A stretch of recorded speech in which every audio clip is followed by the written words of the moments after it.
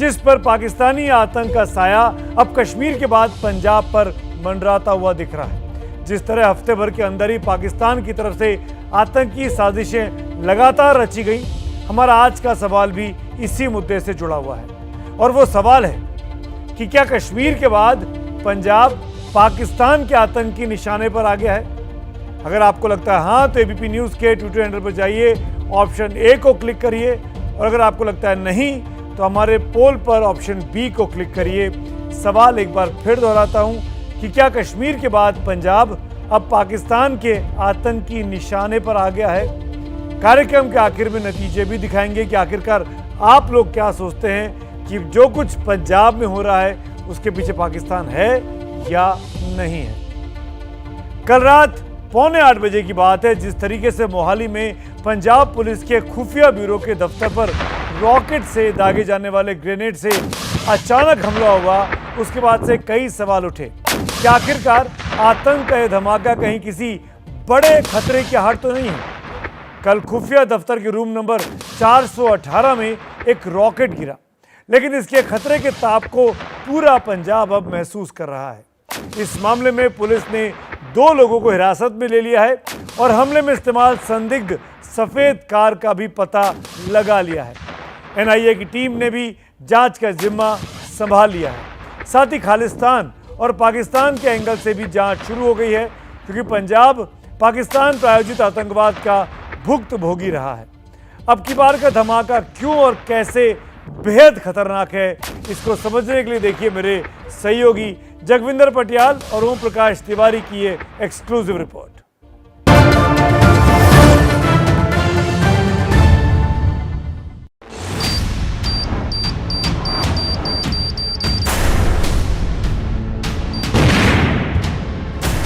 एक धमाका और पंजाब की सुरक्षा के दावों की धज्जियां उड़ गईं। एक धमाका और उसकी डरावनी आवाज से निकला ये सवाल कि क्या दूसरों को सुरक्षा देने वाली पंजाब की पुलिस खुद ही महफूज नहीं है?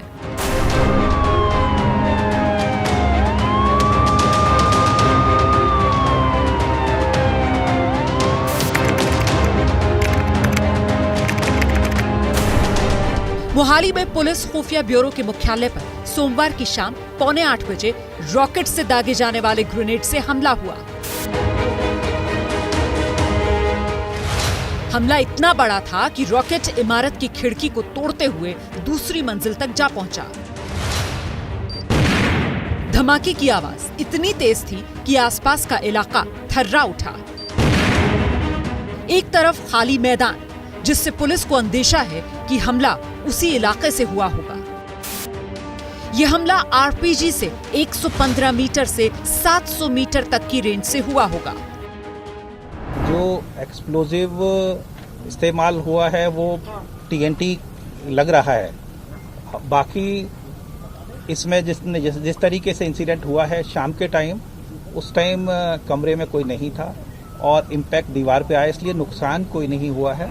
हम पंजाब पुलिस इंटेलिजेंस हेडक्वार्टर के बिल्कुल बाहर खड़े हैं। ये वही खिड़की है जहां पे इंटेलिजेंस विंग हेडक्वार्टर के बिल्डिंग की, जहां पे आरपीजी जो है रॉकेट प्रोपेल्ड ग्रेनेड जो है फेंका जाता है। सामने आप देख सकते हैं ये खिड़की जो है, इस खिड़की का शीशा कांच जो है टूटे हुए हैं और बाहर जो सीमेंटेड पोर्शन है इस खिड़की का, उसके ऊपर जाके रॉकेट प्रोपेल्ड ग्रेनेड जो है ये टकराता है। खुफिया ब्यूरो के हेडक्वार्टर पर हमले से पहले पंजाब में आतंकी हरकतों की पूरी क्रोनोलॉजी को समझिए। 29 अप्रैल को पटियाला में 2 समुदायों के बीच झड़प हुई। खालिस्तानी आतंकवादी गुरपतवंत सिंह पन्नू ने खालिस्तान स्थापना दिवस मनाने का ऐलान किया। देश विरोधी नारे लगे।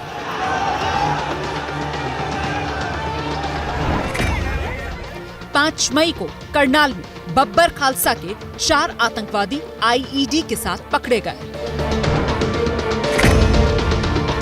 तरन तारण में 4 किलो आरडीएक्स के साथ 2 लोग गिरफ्तार हुए।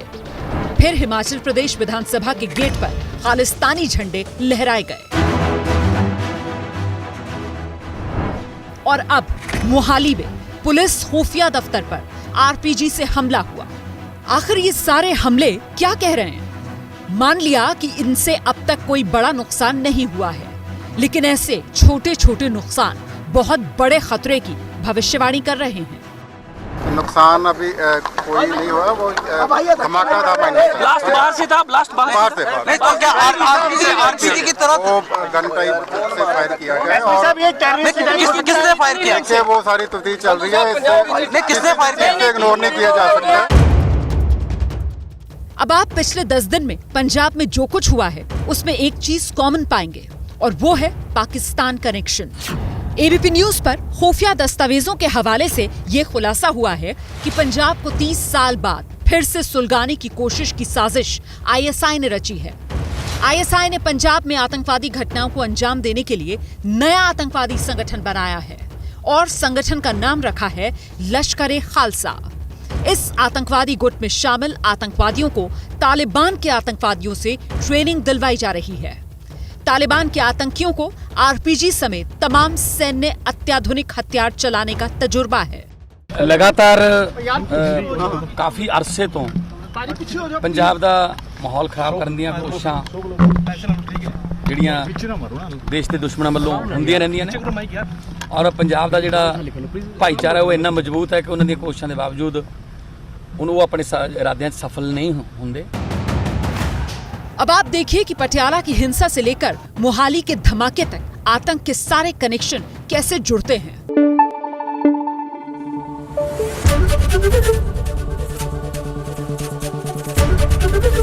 एबीपी न्यूज आपको रखे आगे।